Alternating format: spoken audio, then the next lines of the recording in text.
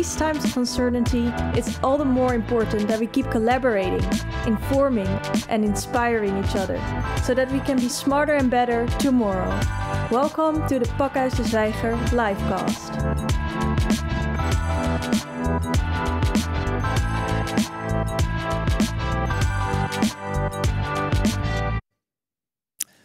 Good afternoon, ladies and gentlemen. My name is Jaap Winter. I will be your host this afternoon for this online conference. We had very interesting morning sessions about debt jubilee and the challenge of long-term investment. And this afternoon we'll address the more general question of how to reset capitalism, in particular in the EU with the European Union perspective, and particularly with the focus on finance and the role of the financial industry in that reset of capitalism. The discontent of capitalism has been much more long spread than just as a result of the COVID crisis. Its overly focus on financial value, its transactional nature, has caused a lot of criticism on the resulting equality, on the externalization of costs, the consequences for climate, for communities. Is capitalism still doing the right job or not? That's one of the key questions that we'll address this afternoon. COVID-19 has fueled the debate even more. We find new vulnerabilities in our dependency on global markets, which do not exist and do not function totally when we actually need them. We see a resurgence of the role of governments when we need them. We see a forced stop in perhaps excess consumerism in travel and buying goods. And we already have a deepening economic crisis as a result of all of this. The question is, will there be a new normal? And if there is to be a new normal, how do we make it? How do we shape it, in particular in the finance?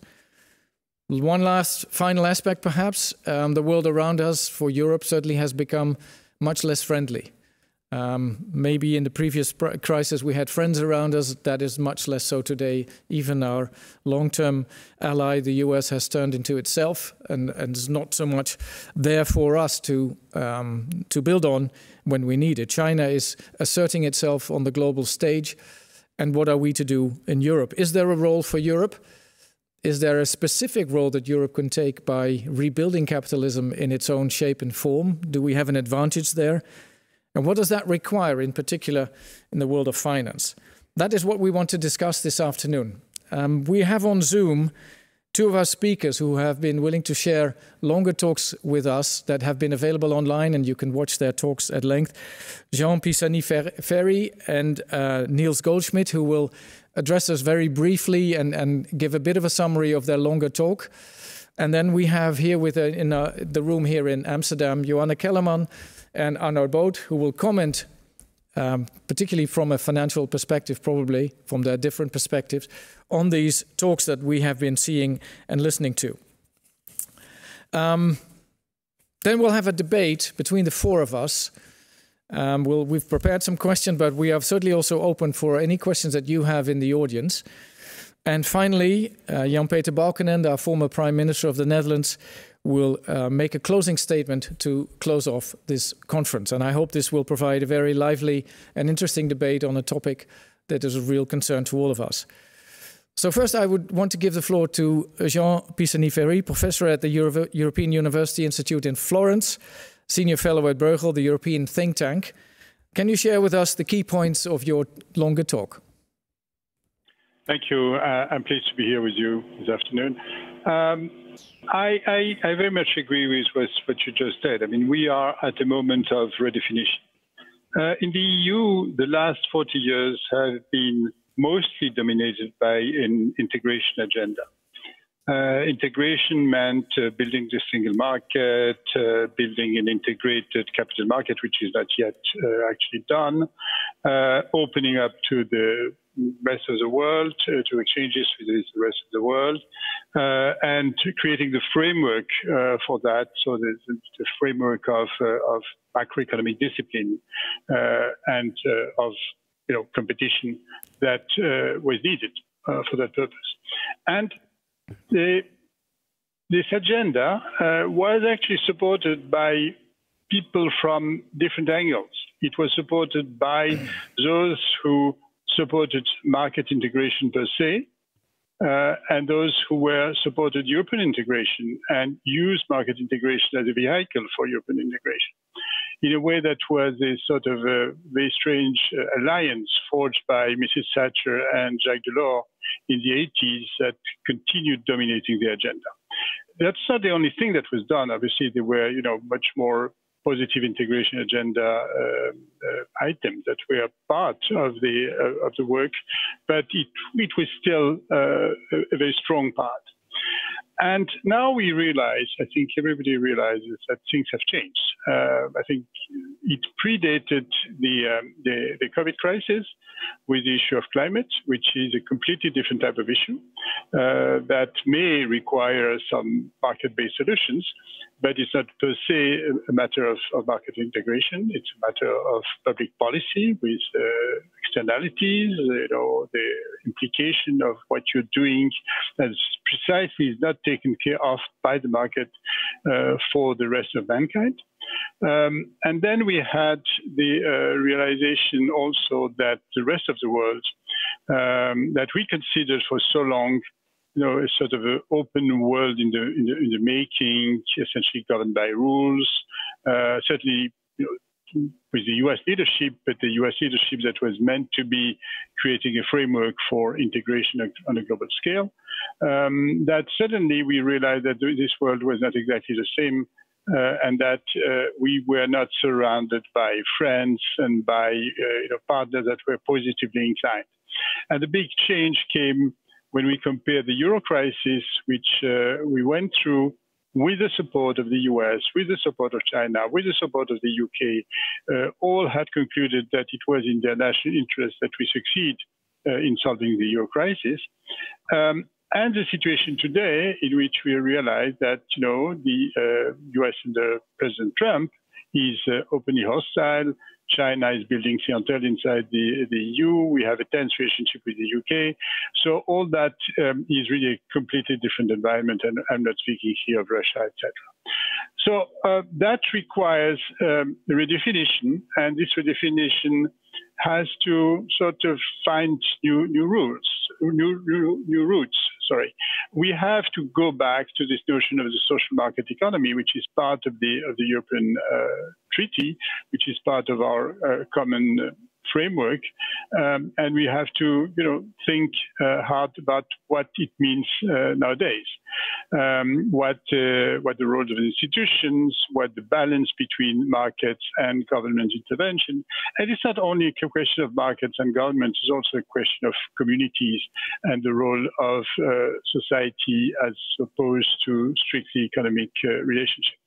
There is not only in Europe, actually, various parts of the world, there is this sort of rediscovery of the role of communities and the fact that thinking in terms of purely market versus governments satisfactory and does not, take on board all the dimensions that have to be taken on board. So that's part of the agenda. The other parts of the agenda that I already mentioned is this issue of climate, this issue of redefining sovereignty, which is now very high on the European agenda, which is very ambiguous also because some people can understand as a basis for a purely protectionist agenda.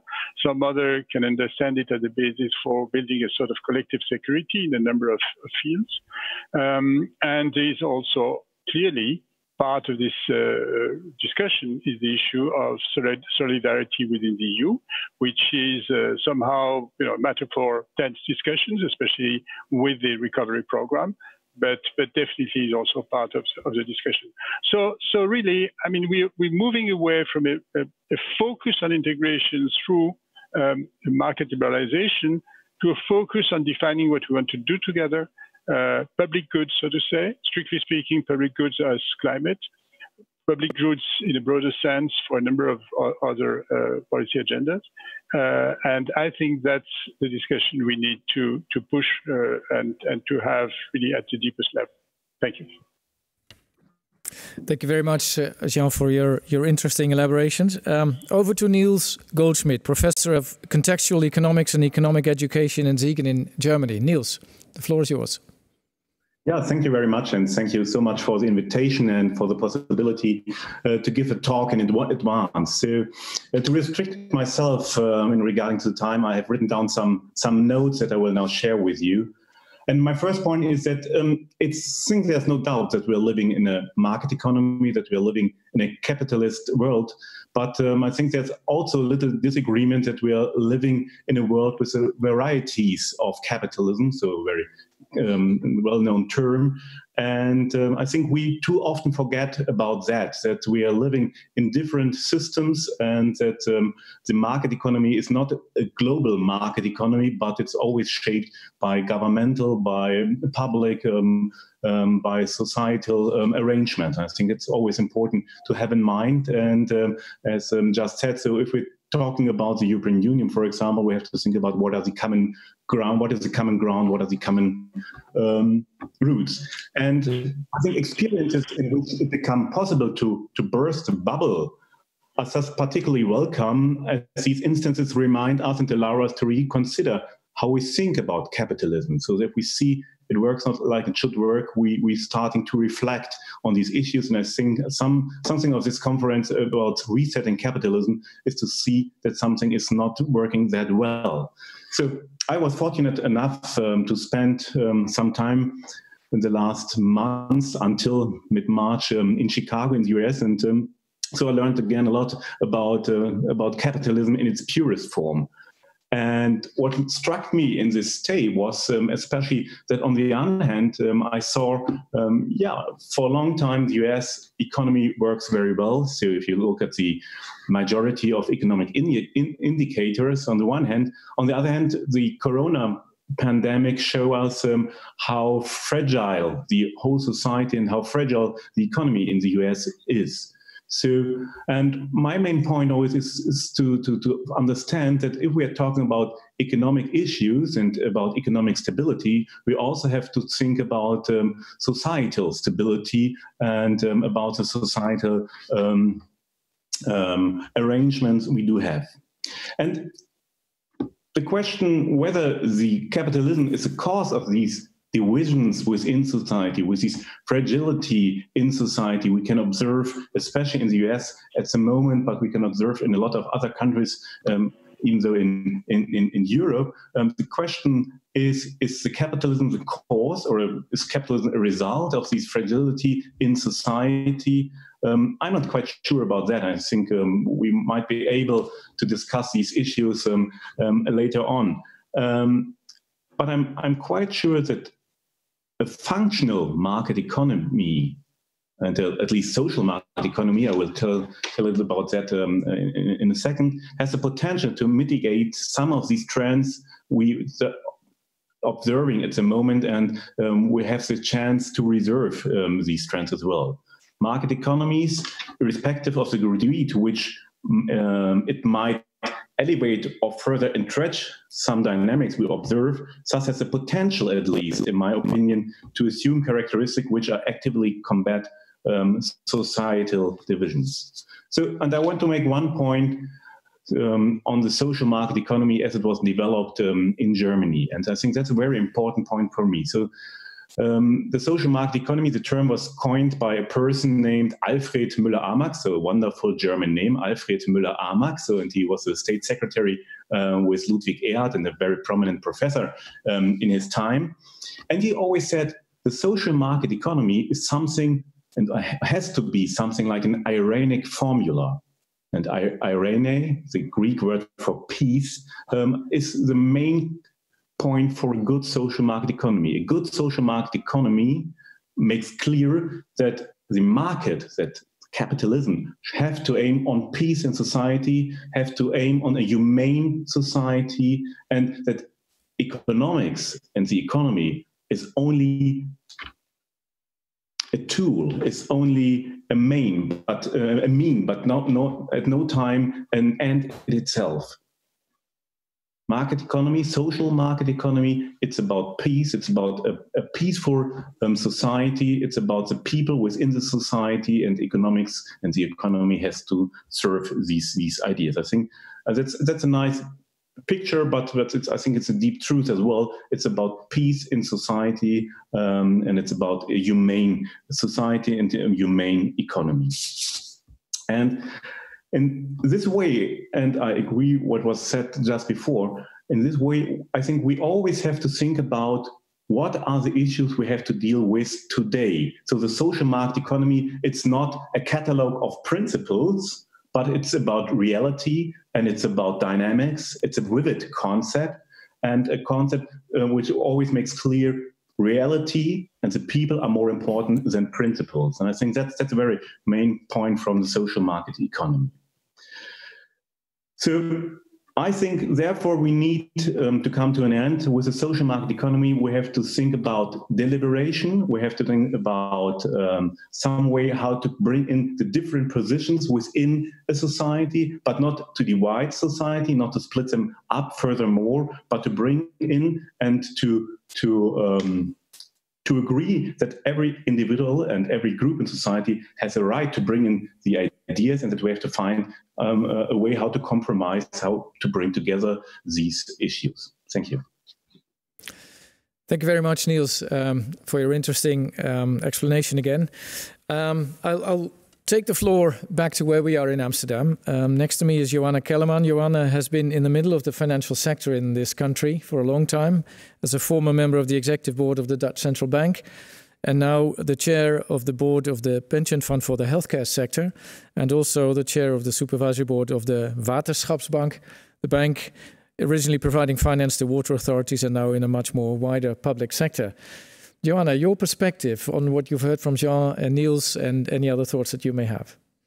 Thank you very much, Jaap, and thank you very much for inviting me to this conference and for the opportunity to reflect on some of the things said by Professor Jean Pisani-Ferry and Nils Goldschmidt. I'm very pleased by that, and it's a matter very close to my heart, especially now that this conference is so timely, because the COVID-19 pandemic is an enormously impactful factor on our life, our daily life and our way of life, and on our expectations for the future.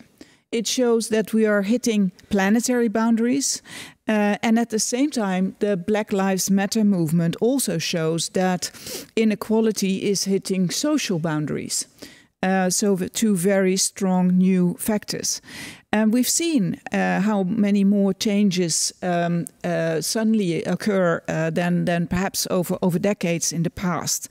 And we are witnessing a stronger and a more assertive role for governments. And the financial sector, as you said, is in the midst of all this. Business as usual is no longer an option, and it's no longer accepted. For instance, only a year and a half ago, several politicians in the Netherlands distanced themselves from the contours of a national climate agreement after the Bureau for Economic Policy Analysis estimated that implementation cost would be 5.2 billion in 2030. The measures must be affordable to ordinary people, they were saying.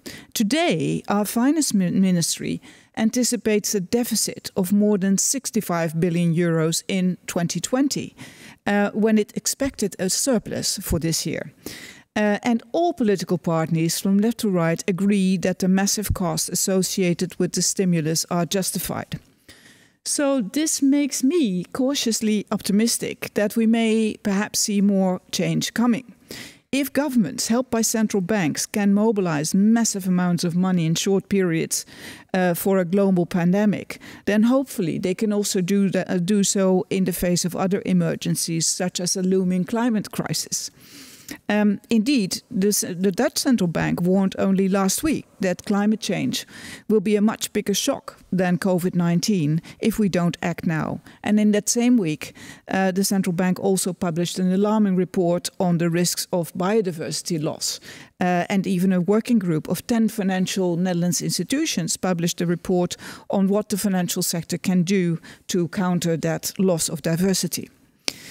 So the current crisis is a wake-up call, or an opportunity, if you like, to rethink how we want to structure our society, how we want to structure our economy in a way that's more resilient and brings more long-term prosperity for all. Low interest rates can also create an opportunity to bring forward critical investment that can help achieve the sustainable investment goals, the goals of the Paris Climate Agreement and the like. And the EU's Green Deal provides a very good starting point. The European Investment Bank's new climate strategy is very welcome too, provided that it complements rather than competes with private sector investments. As providers of long-term capital, pension funds and other institutional investors have naturally a role to play in that process. That's a different role, of course, from governments, but we share many long-term ambitions. The mission of PFZW, the Pension Fund for the Health and Welfare Industry, is a good pension in a livable world. And where we can, we aim to invest in projects and companies that combine financial and societal rates of return. We've had this ambition for many years already, and we have two reasons for that. One is that our beneficiaries expect it. We conduct surveys, and in the last survey we asked, only 7% of our respondents said that sustainability is not important, and roughly half of our beneficiaries indicate that they would be willing to accept a lower financial return for a more sustainable portfolio. Secondly, it's in our own financial interest. We have a strong belief that in the long run, only companies that serve society's needs and operate in a responsible manner can provide the financial returns we need. A decade ago, the financial sector was the problem, and I am convinced that this time it can and it must be part of the solution, as some of my colleagues at other financial institutions have already said. The financing of the Sustainable Development Goals requires scaling up investments from billions to trillions, as the World Bank puts it. The money is available, but we need to think how we can reallocate it to more productive and more sustainable use. If we combine government support, for instance, with better pricing of carbon and other externalities, I'm convinced that we can build a better and stronger and cleaner and fairer world, and that money will automatically flow in the right direction. Now, where we invest is important, but also how we manage our investments. And as owners, we can bring together different actors in the value chain, encourage them to cooperate on the transitions that are urgent and that are necessary, but which they can't address alone. For instance, the energy transition can only succeed if energy supply and demand change simultaneously and in the same direction. Similarly, the transition to a more circular economy requires that cooperation. One company's waste may be another company's input. Investors are starting to see these mutual benefits and are increasingly working with companies to foster dialogue and cooperation. So I look forward to the rest of the discussion today on how we can accelerate that transition to a more sustainable, more stable society and economy. Thank you. Thank you very much, Joanne. Somewhat hopeful note, which is probably very helpful in the debate as well. Finally, we go to Arnoud, Professor of Corporate Finance at the University of Amsterdam, Chairman of the Bank Council of the Dutch Central Bank, and long-term participant in any discussion about finance and banking in general. Arnoud. Yeah, thanks. It's great to be here, and great to have listened to the introductions by Jean and Nils. Let me give a few comments, and let me relate these comments particularly between the balance between what they call the social market economy, and the social market economy I interpret as the balance between markets, government, and civil society, community, civil society. That's what the social market economy is in my view. And what I want to do is I want to link this social market economy where Europe claims to have potentially a different model compared to, say, the United States. I want to relate it to the role that finance plays. Finance has been overpowering in recent decades, and in my view, the role of finance has been very destructive in basically providing a social market economy that has a sufficiently long-term view. And this concern about finance, I want to draw particularly to Europe.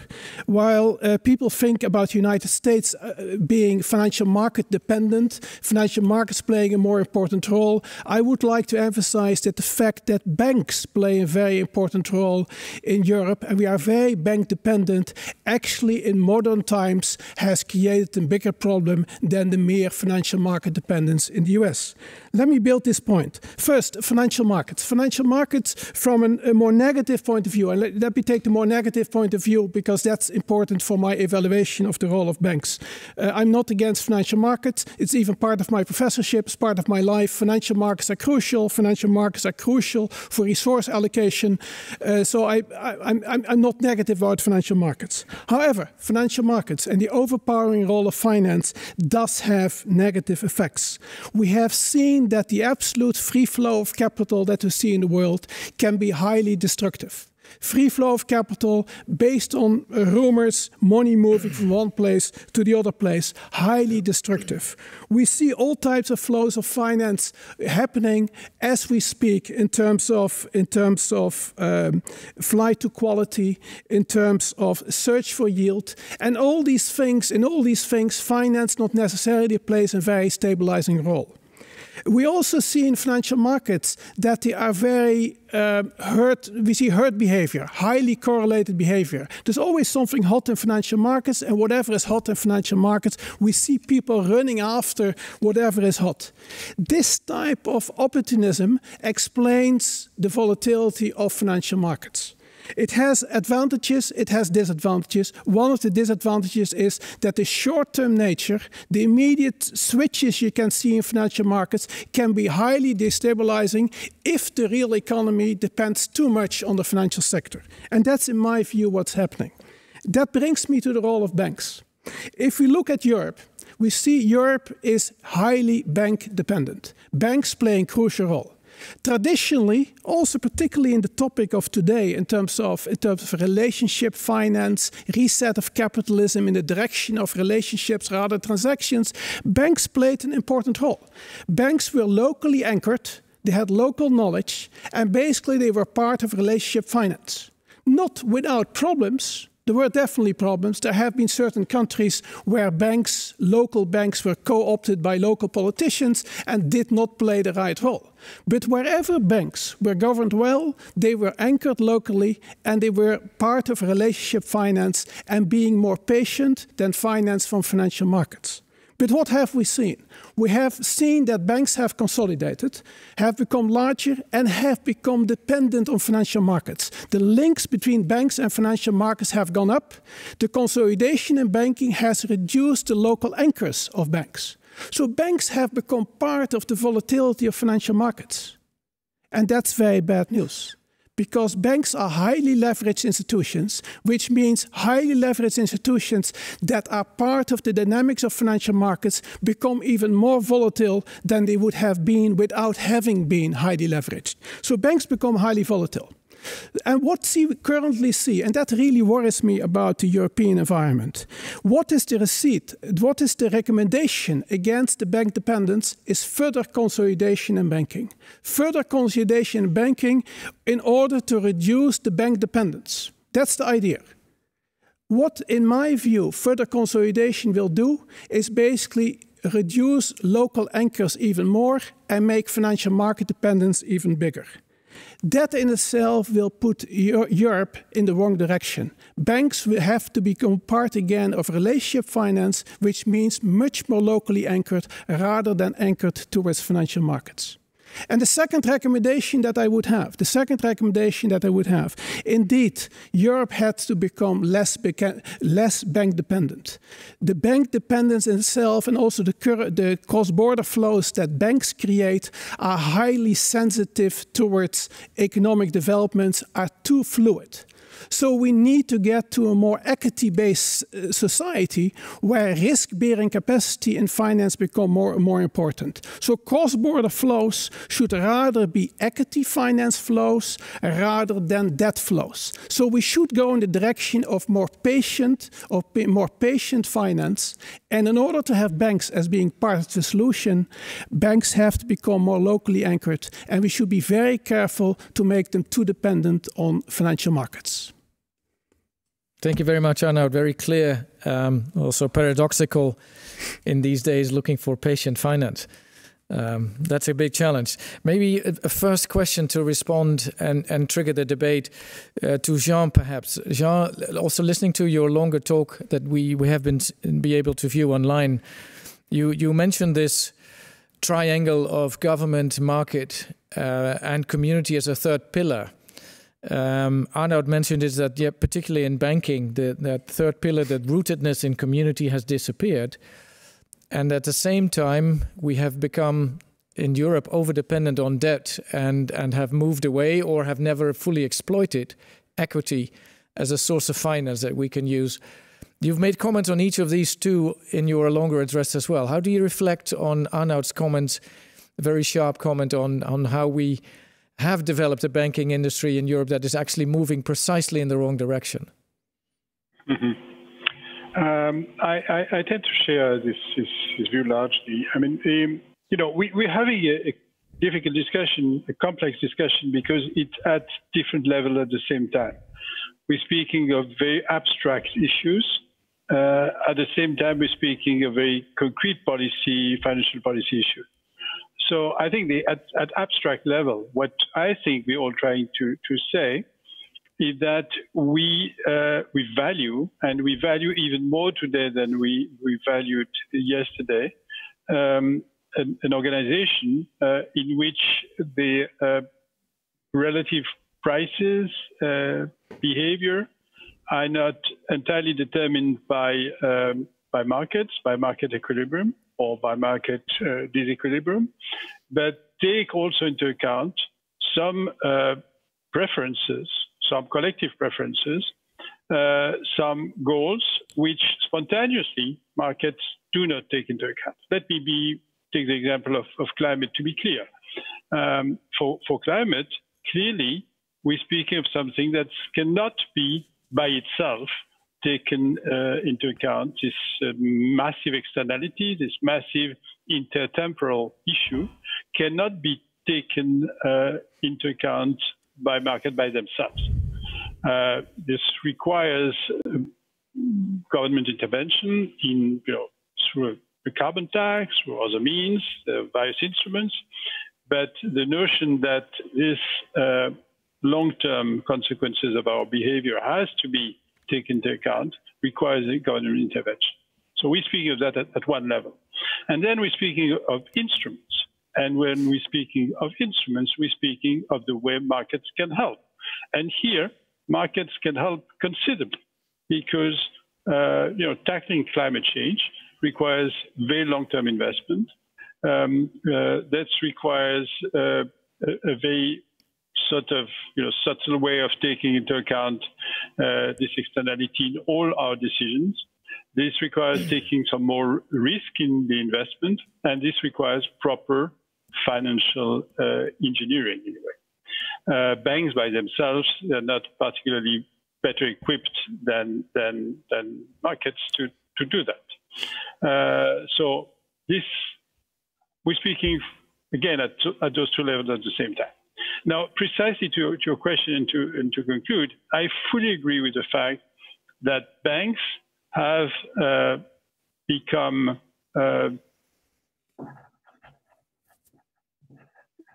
international in Europe, and that the type of internationalization that we've had, especially prior to the Euro crisis, was deeply destabilizing. Had we had an equity type integration, there would have been losses on investments made in Spain or investment made in Ireland, and those losses would have been borne by the investors.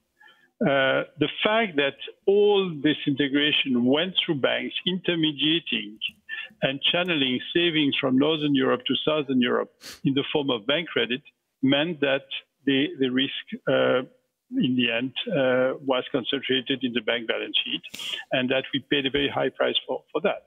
So I think we have to redesign the model of integration in Europe, and that's part what Capital Markets Union is about. Now, the difficulty is that we don't want banks to be aggregating risk at national level, because that's precisely what we don't want to have in a monetary union.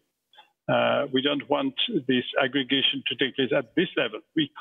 Banks could be aggregating risk at the level of the euro area as a whole, or they could be aggregating risk at a much lower regional level, let's say. But the fact that they are aggregating risk at national level compounds the difficulties that we have with the functioning of a monetary union, which is still heterogeneous, and where there are differences, there are shocks, there are difficulties affecting some particular countries. Thank you, Jean. Turning to Nils, in your talk, your longer talk, you have addressed the question of debt jubilee, and were expressing some skepticism about the effects of it and whether it would be too disruptive and whether it would fit with your ironic, more compromise-driven, more slow adaptation in social market economy. If I may summarize you in that probably very incorrect way, but anyway, it's close perhaps to what you actually said. You participated this morning in the seminar about debt jubilee, and you went into debate with Arjo Klamer on the subject. What did you learn from him that perhaps changed your perspective, or did you not learn from him, and were you able to change his perspective? You always learn from Arjo, so that's true, of course. So no, I now better understand. I think it's a good point Arjo made this morning, and he did in his report, is that we have to understand that we need something more like a relational financial market, a relationship finance, and that is what I said by Arnoud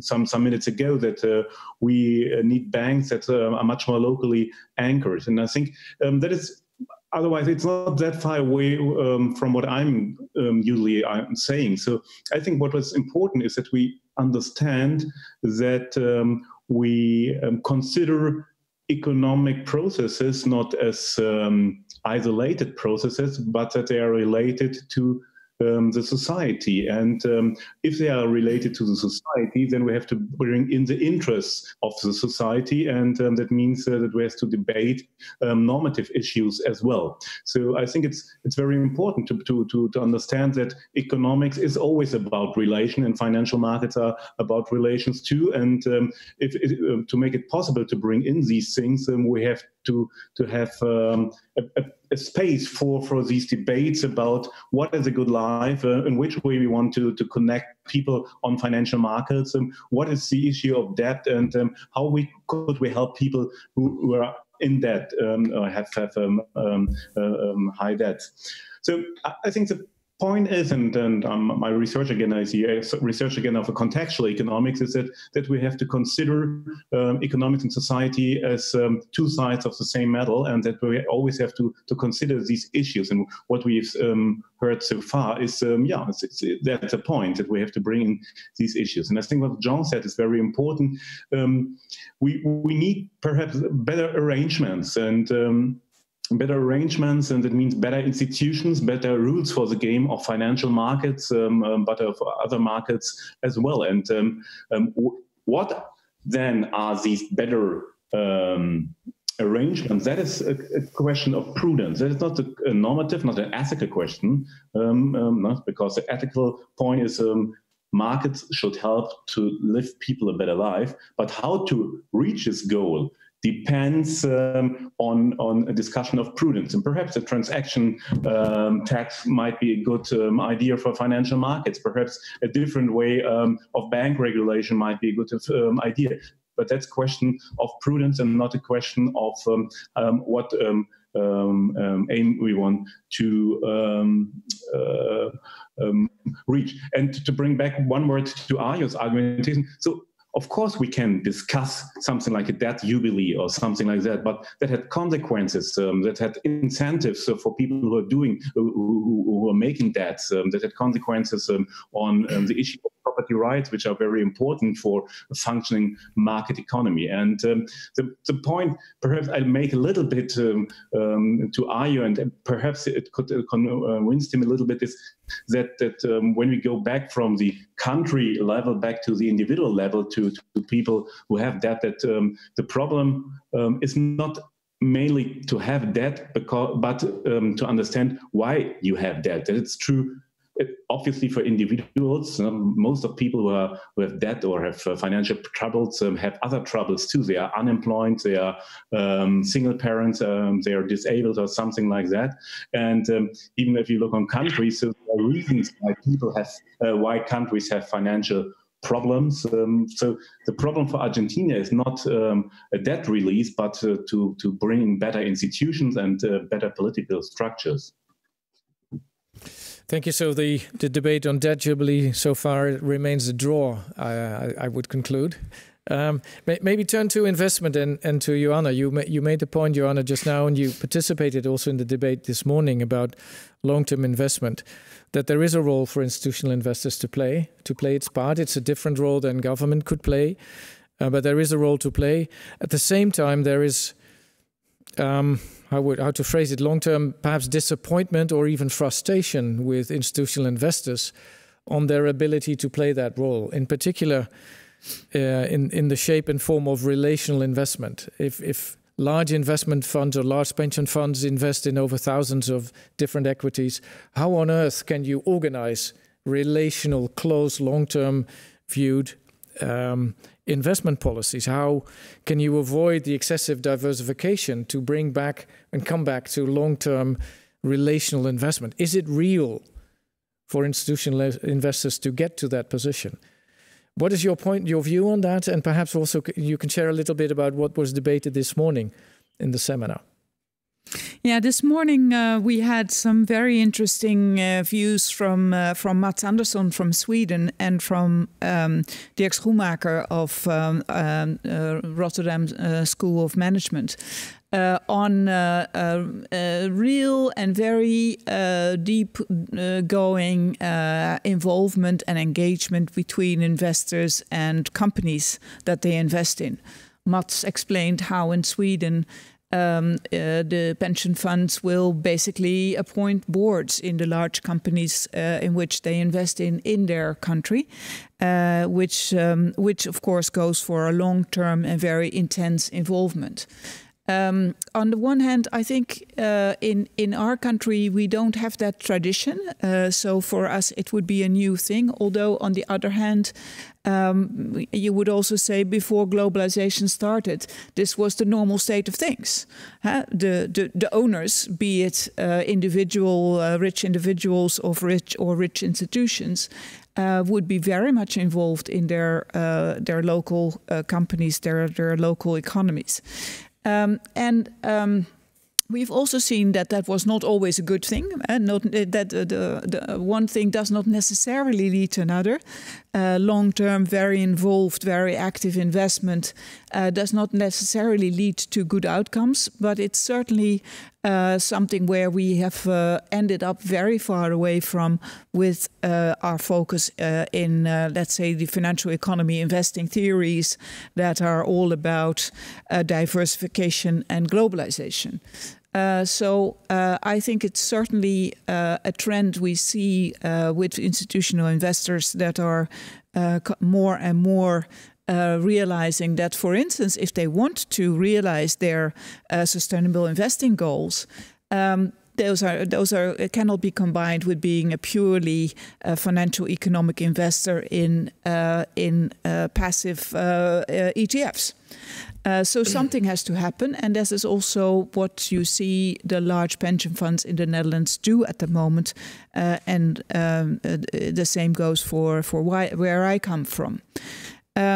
What I've tried to emphasize a bit in my talk just now is that ideally there is a combination, and I think there is a unique window of opportunity right now after we hopefully emerge from this crisis, and we will not emerge unscratched, and we will not emerge unchanged, and we've poured in an enormous amount of money to keep up our economies, my call would be, let's try and do it better this time, and more in particular, to your point, for institutional investors and governments to work together in all this investment money to make sure that this time it does go into the right directions and has the right outcomes. For instance, in the big transitions that we will need to finance anyway, with or without COVID, we need to finance a transition to a better energy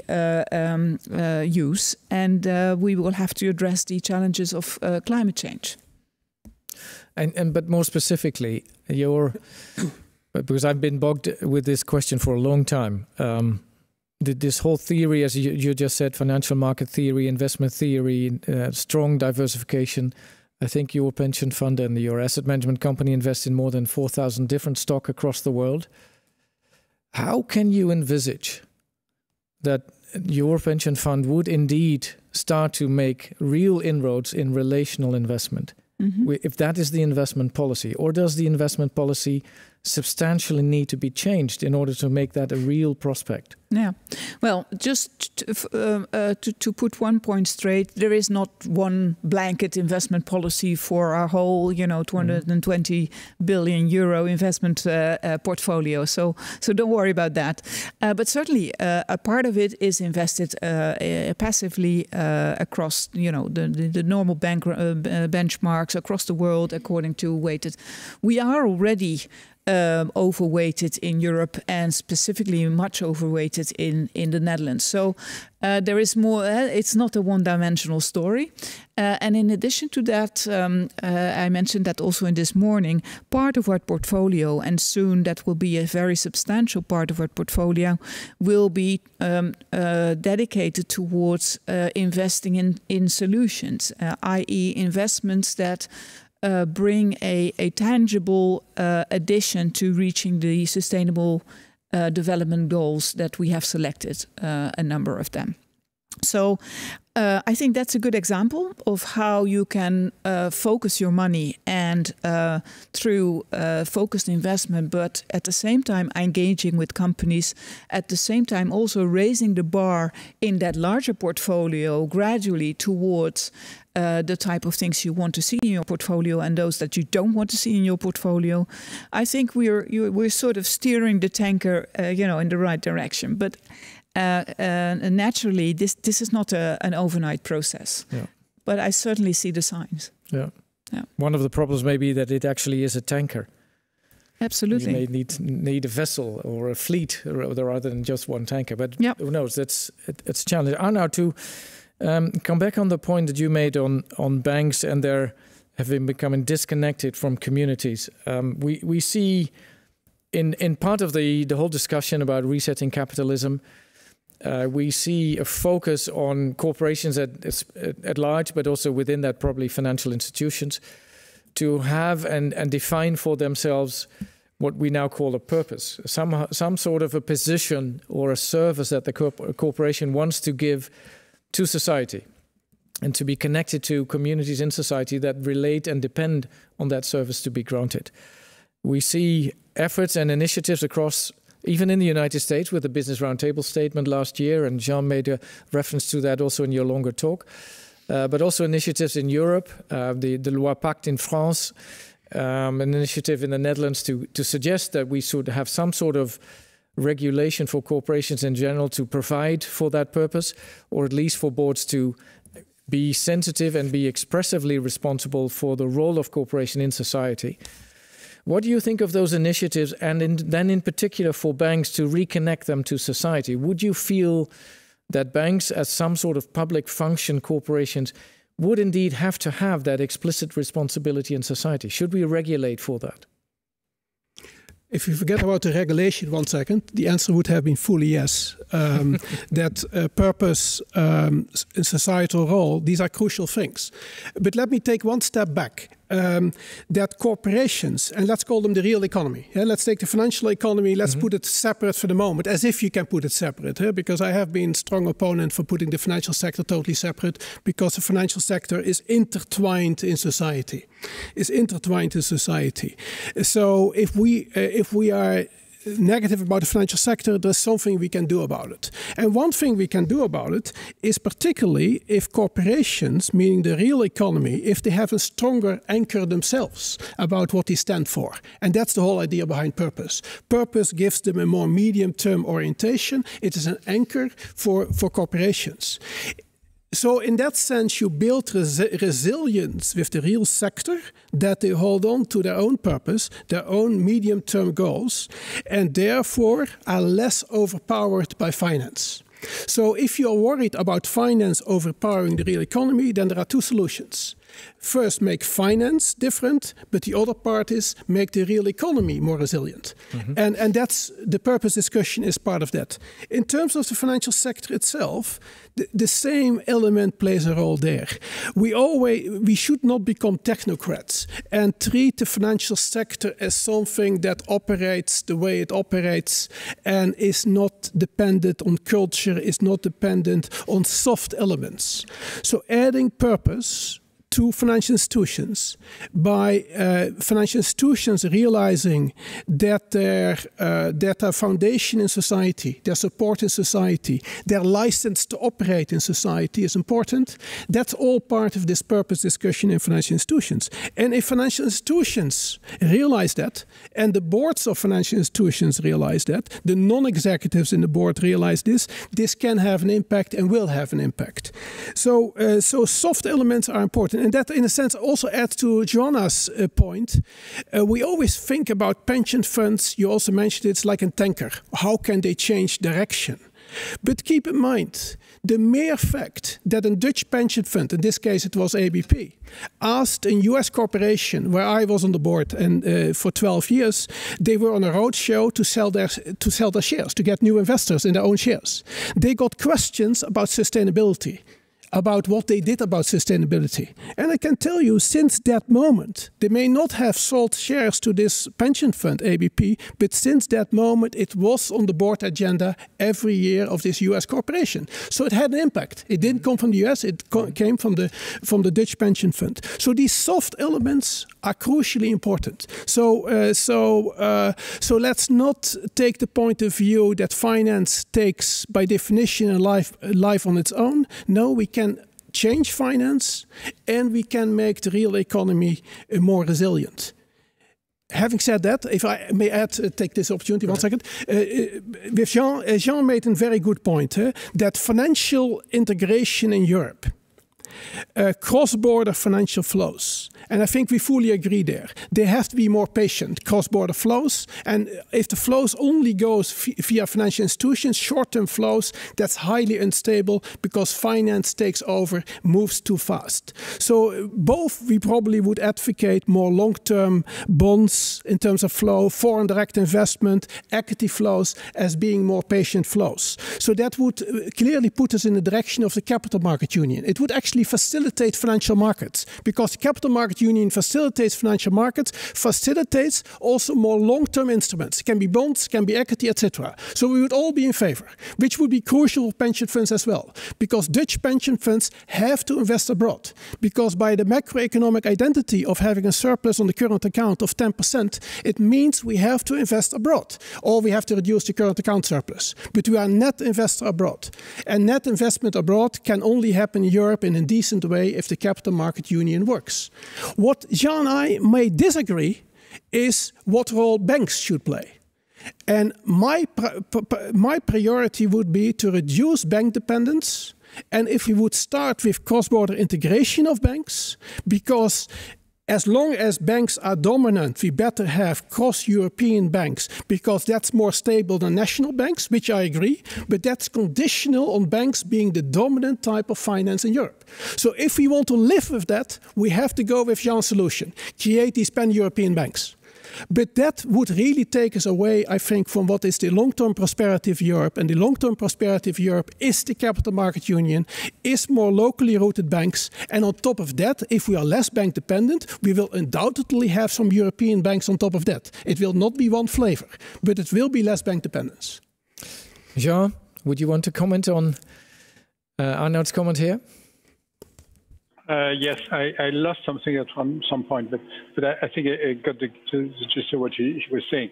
No, I think we agree that the status quo, which hasn't changed so much since the euro crisis, is not desirable, because it's a situation in which you still have very little equity financing, cross-border equity financing.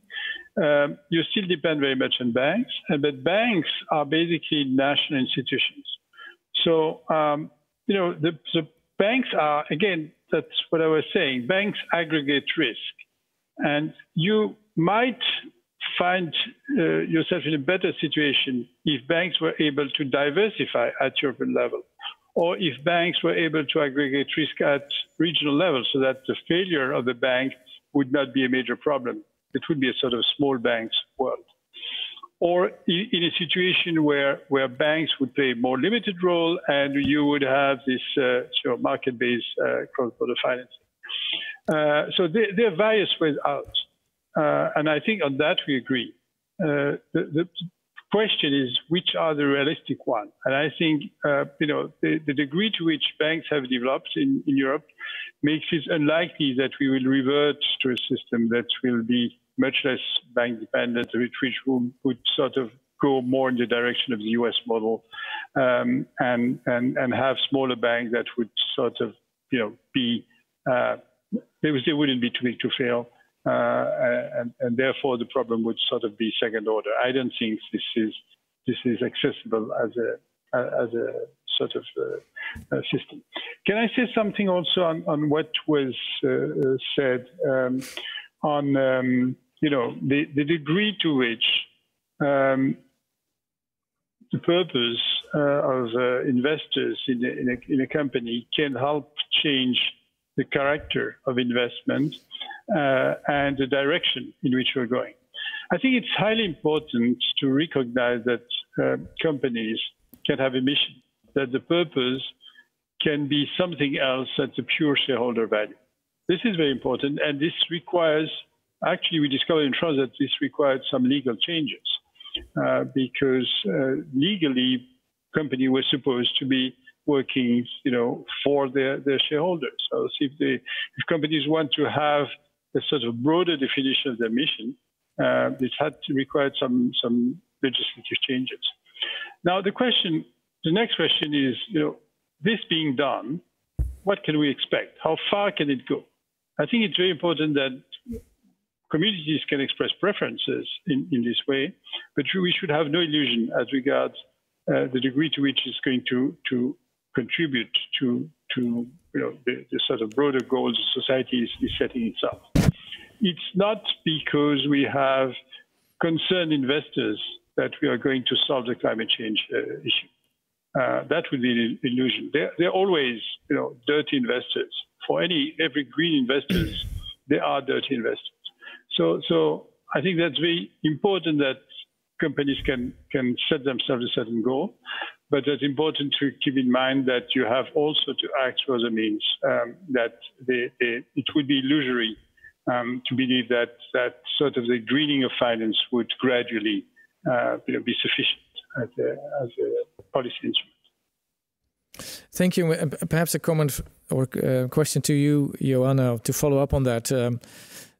When we launched this proposal in the Netherlands to allow companies to express their purpose and to be much more explicit with the responsibility of executive and non-executive directors in ensuring the responsibility of corporations in society, the immediate response from many investors was, both institutional and organizations of private investors, was, that is unnecessary, we take care of that as investors.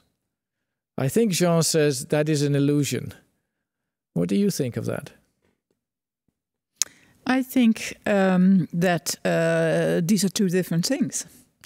I think the way a company is run, but in particular the way the whole, not just the employees, but the whole network of a company, if that is geared towards a purpose that is broader than just shareholder value, that will change much more than investment outcomes. So I do believe that could make a difference. Yes, investors also have a role to play, and I think sometimes they do play that role well enough. But I find it, it sounds like a bit of a circle to say that shareholders will determine the purpose of a company, and the company will direct itself towards shareholder value. So I think that these are separate things. A more general question, and I would want to invite everyone in the audience listening to us from their desks to raise any question that you would want. They will come to us through the chat function that you can use. A question to actually all of the panelists, and to start with Nils, perhaps this idea of social market economy, of a combination in the triangle, as Jean calls it, between government, market, and community stakeholders. Somehow that reminds me of the image that has been created also for this conference as China on the one hand as super state and the US as super market.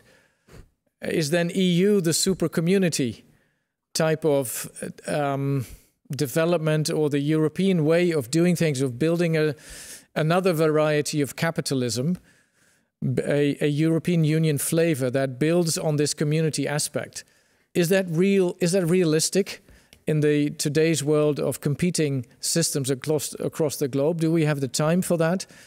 And is Europe strong enough institutionally, and does it have sufficient political will to actually make that happen? Because if that does not exist, then you may be forced to either go fully for the market version or the government version and constantly have to play that game.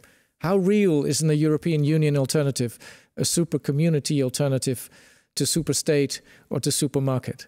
Nils first, and perhaps then the others.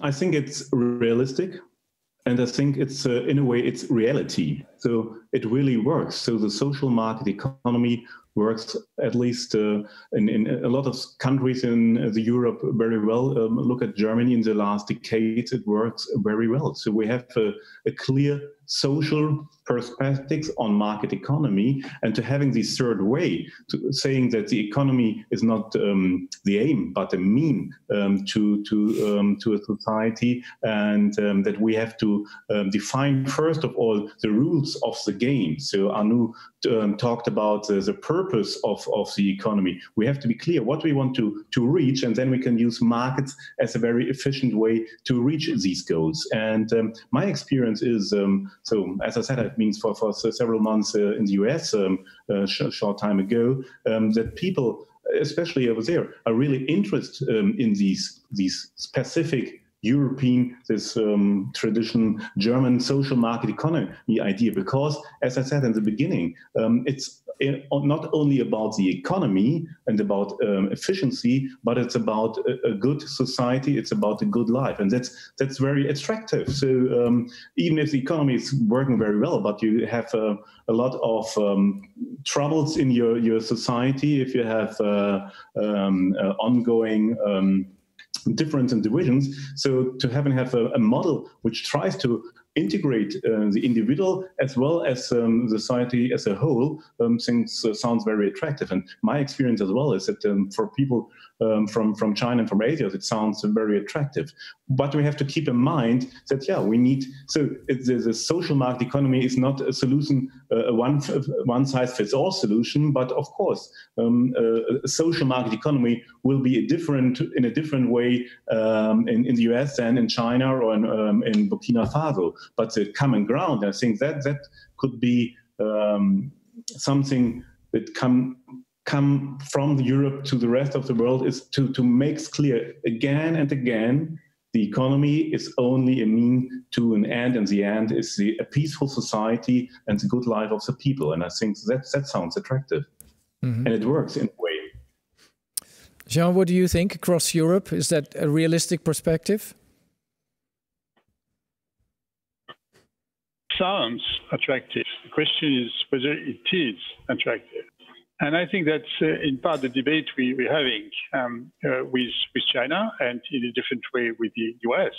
The degree to which we can have different models competing on the marketplace with very little friction, which is what we were building. And we were building it under the assumption that there would be a convergence. So, that China would converge on the Western model in terms of the subsidies, in terms of implicit subsidies, the various implicit subsidies there are in China, as regards capital, as regards land, as regards labor, as regards technology, etc. And that the level playing field would be ensured. And at the same time, we were assuming that the level playing field was there with the US, despite the differences, because in terms of relative efficiency, we would be on par with the US. I think we have questions nowadays especially as regard China, but perhaps also as regard the US, to the degree that we are, the more we're adding to what we expect from the corporate sector, the more we may have questions as regards the compatibility with the pure level playing field with the US. I mean, we shouldn't pretend that there is an obvious solution and that this obvious solution is that our model is so much more efficient. Maybe it is, maybe it is not. Maybe in some respect it is, maybe in some respect it is not. So I think these questions have to be tackled head on. And the immediate question is that of the treatment of competition with Chinese companies, and this is a WTO issue. The WTO is not very good at responding. There's increasing question of whether state aid has to be taken into account directly by the EU in the relationship with China. Arnoud, on this question, the European alternative. Yeah, I never believed in one European alternative. I think Europe is diverse, and I believe it can be diverse along this dimension. It can be diverse. So meaning the French approach will always be different from the Dutch approach. We can have a long discussion on what the difference will be, but France, there's more likelihood of top-down than in the Netherlands. Its industrial policy will always be more favorably looked at than in the Netherlands. So we need some basic rules also within the European Union, where we have some type of level playing field in these differences that exist within Europe. But if you, I liked your question about this purpose of corporations, because I do believe, and I think we increasingly see this, that societies favor corporations that fit the society, and that corporations need to deal with the environment. They need to be attractive in the recruitment market. They need to be attractive in all types of elements that have to do with local culture. So building an ecosystem around Amsterdam with a particular businesses. They want other businesses around. They want to have links to knowledge institutions. They want to have good relationships with local municipalities, with national governments, increasingly important. So corporations will adjust to their environment, and one environment is not necessarily superior to the other environment. So I don't believe in one model. I do believe in this resilience of corporations, that they have a purpose, that they can much better basically stand up against this overpowering notion of finance. And if we manage to change something about finance too, that would be very helpful indeed. Joanne? I think Europe can play a role, and I think even more so now that we unfortunately are heading towards the real effects of Brexit. I think, for instance, the role Europe has played in the privacy debate has been an important pointer where we, despite the fact that we see less convergence than we thought, we still see some convergence. I mean, Europe seems to have a point there, and it's possible that Europe will have that point again. Building on the Green Deal, building and bringing this direction, bringing purpose to the economy rather than purpose to individual companies. So maybe I'm too optimistic, but I hope so. Well, we need a fair number of optimists in the room, so thank you for that. A related question is when we want to at least facilitate different varieties of European capitalism that work along these lines, although they may do it in different ways. Maybe also we need to fundamentally rethink some of the institutions of the European Union market. And I particularly think of the whole world of competition and competition law, antitrust, so to say. That has been built on the premise of full liberal markets, very much transaction driven, where on the marketplace the transactions are determined by the price level and nothing else than that. Well, if you want to move to a much more relational economy with longer term relationships in networks where people and where institutions, where businesses cooperate, you very quickly run into the current set of market rules, antitrust rules that frustrate these. I was the president of one of the universities once here in Amsterdam, and we have succeeded in Europe even defining part of the educational realm as a reality of a market where you cannot cooperate just like that between universities, but you have to compete and you cannot discuss to join forces. That seems a trend that has gone way too far. I'm now expressing an opinion, not a question yet. But question to you is whether you believe that that is part of the restructuring or the rethinking of a social market economy that we should have to go through. Jean or Nils maybe first, and then Arnoud, Joanne. I would not criticize competition policy to the degree you're criticizing it. I think it's a significant asset. And this is a core element of European integration. I mean, it's part of the rules of the game that we need to have in order to make sure that we are accepting to dismantle entirely the national instruments that are used otherwise to control and to tackle some sort of unfair competition. So I think that's a vital part of of the European contract. Now, the questions about the adaptation of competition policy to a different context, and I think the first order issue is again the issue of it's an external issue.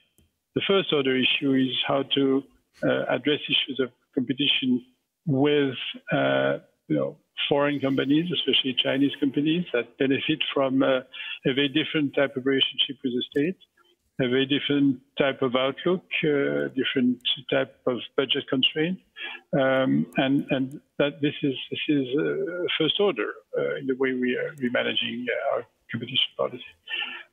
The question of responding to different varieties of capitalism inside the EU and to the consequences it may have for competition, I don't think it's a question of similar importance, and I don't see where really it would matter so much in the present conditions. Maybe it can evolve, but I don't see it as a very urgent problem. I think the keeping a competition policy while adapting it is essential. Nils? Yeah, so that's very interesting and important question. So what is the reason for antitrust law? What is the reason of competition policy? And going back to the founding fathers of the social market economy, they would say, like Franz Böhm, jurism, it's always about power. It's a question, how could we organize, how could we deal the problem of power in a free society? And nowadays we would say, how could we deal with the problem of power in a free world? And obviously we have different varieties of capitalism and different degrees of free world, so it makes it much more complicated. And but I would always focus on the issue: is there really is there power? Is it possible for others to have to enter a market? Is there the possibility to go in there? And I think that's a real issue we have to keep in mind nowadays. So if you think about all the IT firms or something like that, they are very powerful nowadays, and they are not powerful because of prices or because of the hugeness of the company, but especially because of data collection. So I think we get different issues we have to deal with when we talk about antitrust, about the competition law, and it will be more about data. But the common ground is still how could we deal with the problem of power, and how could we ensure that we have contestable markets? Mm-hmm. Arnoud? In general, EU competition policy you might describe it as the biggest success of the European Union. In general, national governments were not very good at enforcing competition policy in the most basic ways. National champions, whatever lobbying power nationally, would always overrule competition and competition concerns. So I consider EU competition policy at that standard one of the biggest successes, and I think also the history of it has shown large successes. But knowing something about the educational system and the issues that you are describing, there are issues with how you apply competition policies and how you should treat competition policy in particular circumstances. I'm not sure it's the nature of competition policy, as well as that some things may have become dogmatic. And since they have become dogmatic, qualitative elements might have been overlooked.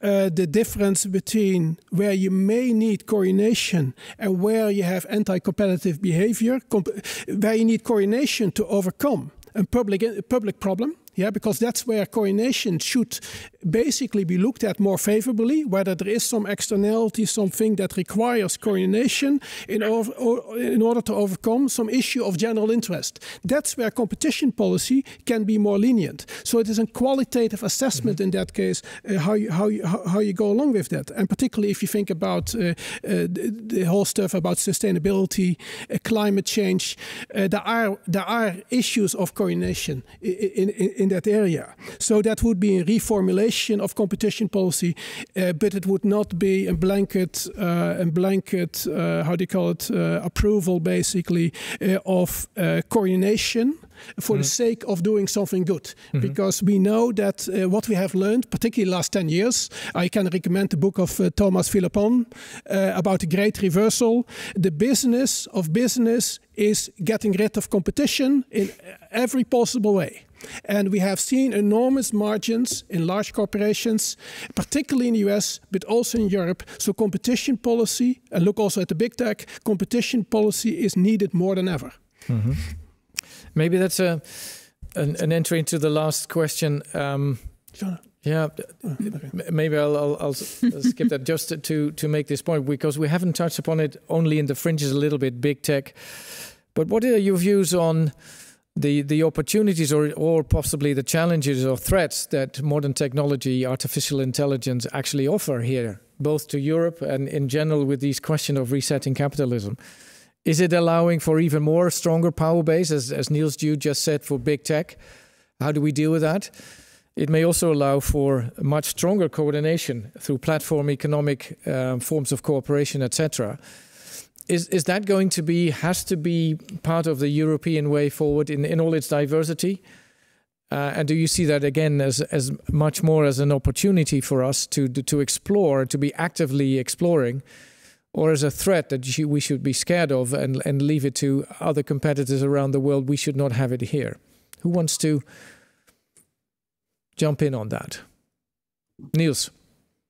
Yeah, of course, obviously, it's an opportunity. It's an opportunity to have different or better development. So it might be a threat as well. So you mentioned and I mentioned the big tech, and I think we have a real problem there with data collection. It's a real problem, and that's an issue of power. But of course, there are a lot of opportunities that might be raised. So you mentioned platform economics. So I think the whole part of the sharing economy. It's a real opportunity, and especially looking towards climate change and all these things. I think a lot of things could help us with these things, and of course it will change our labor market and our way we work. So not that drastic that some dystopies like to tell us, but it will change the things. So I would love to bring in one point we did not mention so far, that it sounds first a little bit far away from big tech, but I think we have to talk about education. So again, Arnoud makes very important point that he discussed, brings in the aspect of purpose. So we need people who understand what's going on in our societal development, but what's going on as well within the economy. But only if we have people who understand what's going on can have the chance to bring in a specific purpose and to change the rules of the game in a way that are beneficial to the people who are affected by these rules of the game. So therefore, we need education. We need educated people for a modern internet world, of course, as well. But I'm really I mentioned it already this morning. I have a chair, and you mentioned it as well, not only for contextual economics, but for economic education.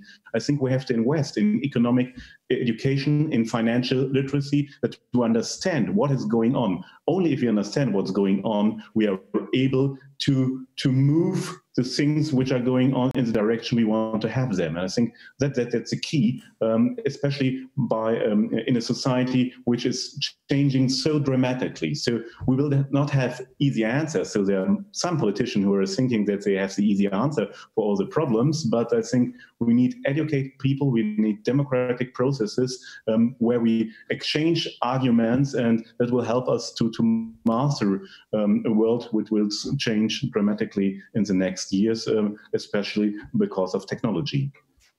Thank you. Perhaps as a last speaker on this, and then I'll give the floor to Jan-Peter Balkenende to close off with his closing statements. Arnoud, one of the challenges of modern technology is that some people believe that there will not be any banks anymore, because their function, and part of the functions, will be taken care of by technology, by different operators who disentangle the collectivity of the financial functions that are now enclosed in banks. What is your view on that? Will that fundamentally change the financial sector as we see it? And is that an opportunity or a threat? Yes, there is a development. I think the fintech and big tech development is fundamentally different from what we have seen in the past. Banks always have survived. So everybody predicting the demise of banks has been shown wrong over who knows how many technology revolutions in the last 40, 50 years. They always have survived. And keep also in mind that with monetary policy, central banks need commercial banks in order to for this increased importance of monetary policy. So there are vested interest in preserving the banking system. However, the big techs are an existential threat to banking institutions if they combine their platforms of non-financial dealings with financial dealings. They are the direct customer interface. Banks will be providers to the platform. They have to compete on equal footing then with specialist financial providers that were always at a disadvantage compared to banks, because banks had the customer interface. So there is something fundamentally changing. So actually, if you allow me to make a commercial, we just finished with a few people from the ECB a paper precisely on these issues, how the financial sector will change and where the existential threats are. Having said all that, I agree with Nils that technology, by its very nature, if we can deal with it, should be a great benefit to mankind.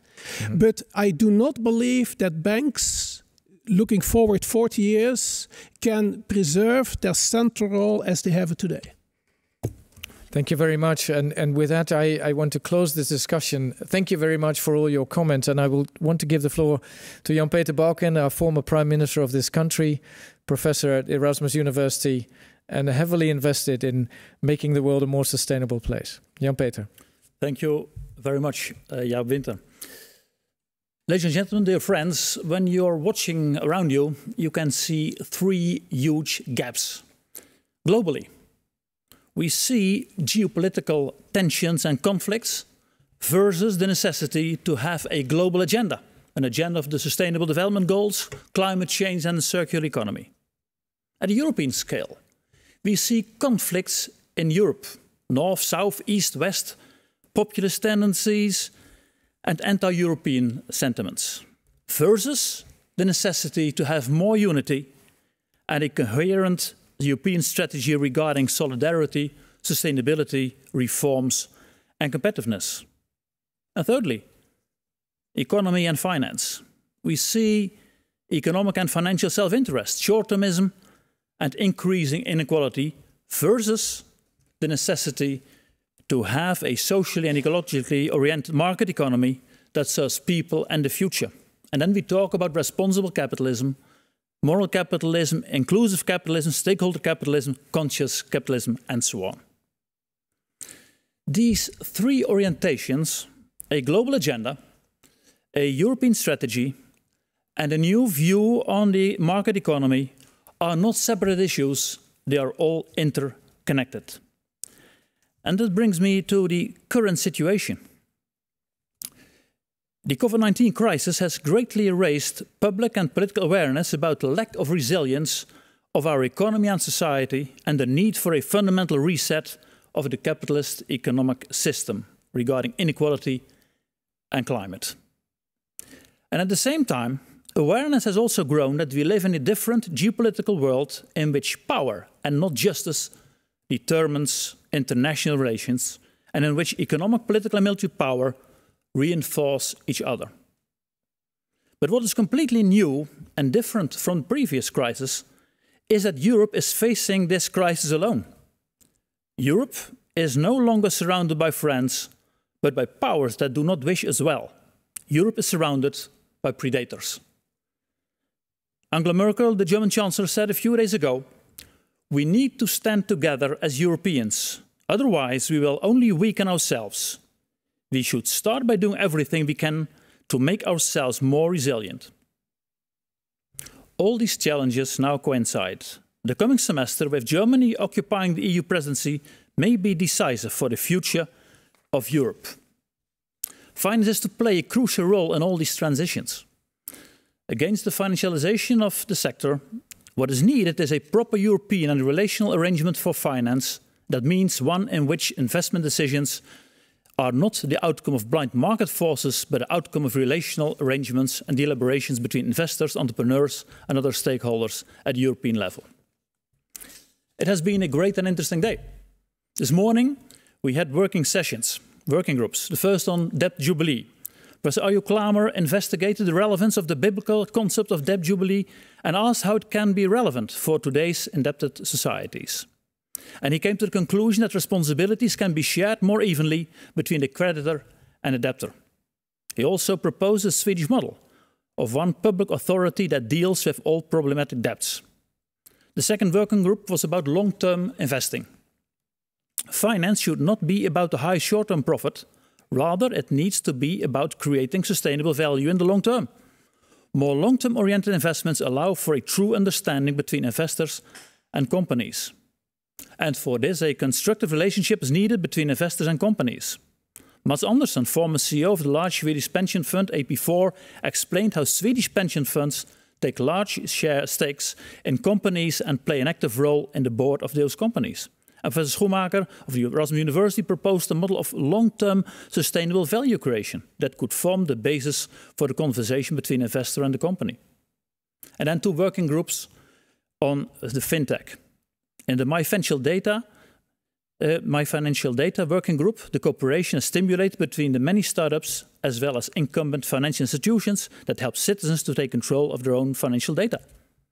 And lastly, building on a blockchain-based platform, the Circular Service Platform allows circular entrepreneurs to cooperate and work together to offer services ranging from transport to washing and coffee. It's all about lowering the cost of capital for the circular economy and accelerating its development. And then we had two presentations. The first of Professor Nils Goldschmidt. He spoke about resetting capitalism. And he clearly is the man of the contextual economics. And he said you have to combine economic and social issues. It's all about going beyond demand and supply. And he also underlined the fact that you have to bring forward changes, but maintaining and improving it within the system. And he clearly said, economy must serve the people. Professor Jean Pisani-Ferry made very clear that Europe is in a new position. We are standing alone. And he said we need in this time a strong European response. He spoke about a more resilient and more robust financial market for the EU. And he said there's no convergence talking about capitalist systems in the world because we are on our own in Europe. And he spoke about public policy and public goods. And he also underlined the necessity to have a positive agenda for Europe. And after those presentations, we had a great panel here with Joanne Kellermann and Arnoud both. Joanne Kellermann spoke about the broader perspective. How to combine a recovery investment scheme with sustainability. What about the transitions we have, for example, energy? And what about the circular economy? Be aware of the broad perspective. And Professor Arnoud both spoke about the concept of social market economy and the necessity to have a long-term view. He spoke of the financial sector and the financial markets. He spoke about the role of banks, about relational finance, and that the fact that Europe has to be less bank dependent. And then we had a great discussion, and many things were there about the SDGs, relational finance, the role of pension funds and their goals. What about purpose in the economy? There was a reference to the business roundtable, and also last week we had in the Netherlands a business statement that was called the Green Recovery Business Statement. 300 companies that say we are in line, we want to be in line with the Green Deal and SDGs and so on. It was about the long-term instruments for financial markets, the role of investors, shareholders' values. What about the EU? Is the European Union a continent? Is Europe a continent of communities? What about diversity in Europe? What about competition policy reforms and so on? And what about good life? All these things were in the agenda. And that brings me to another point. Because we have had a great day today, but it's the start of another movement. What will happen? Today's event is the start of a larger consultation process on the future of our market economies that will take place after the summer, with a series of online debates and further consultation with representatives of various sectors of our society. Members of the future generation will also play a crucial role in this. And the consultation aims at producing a report on the long-term future of market economies that we will present to both the Dutch and European government representatives. It's also good to say that Professor Govert Buijs of Free University will play a leading role in this project. We will keep you informed about all the activities, about our plans, and ask for your involvement. So thank you for your commitment so far, and we need you in the near future. Ladies and gentlemen, to conclude, we need new narratives, a new narrative for the world. That's the agenda of the SDGs. A new narrative for Europe, the positive agenda, as Professor Jean Pisani-Ferry mentioned. A new narrative for economies and economics that has to have a good life, as Nils Goldschmidt underlined. A new narrative for finance. And of course, these new narratives are not easy, but they are necessary. It's a challenge, yes, because of national orientations, because of populist tendencies, and because of short-termism. But at the same time, it's a huge opportunity. We all do have the moral obligation to fight for a better world, where nobody will be left behind. It is, in the words of Pope Francis, all about our common home, now and in the future. I think it has been a great day. And finally, I want to say some words of thanks. I want to thank our speakers, Professor Nils Goldschmidt, Professor Jean Pisani-Ferry, our panel members, Mr. Joanne Kellermann and Professor Arnoud both, our moderator, Professor Jaap Winter. I want to thank all those who participated in the working groups this morning. I would like to thank the organizers of this day, Moral Markets, Socires, Sustainable Finance Lab. And I would like to thank you all for your participation. We need you because it has been a great day, but we must have the right follow-up. It's in fact about a good life. It's about our common future, our common home. Much has to be done, and therefore we need each other. I thank you very much for your participation, for your involvement, And I hope we'll be able to meet soon. Thank you and have a great day.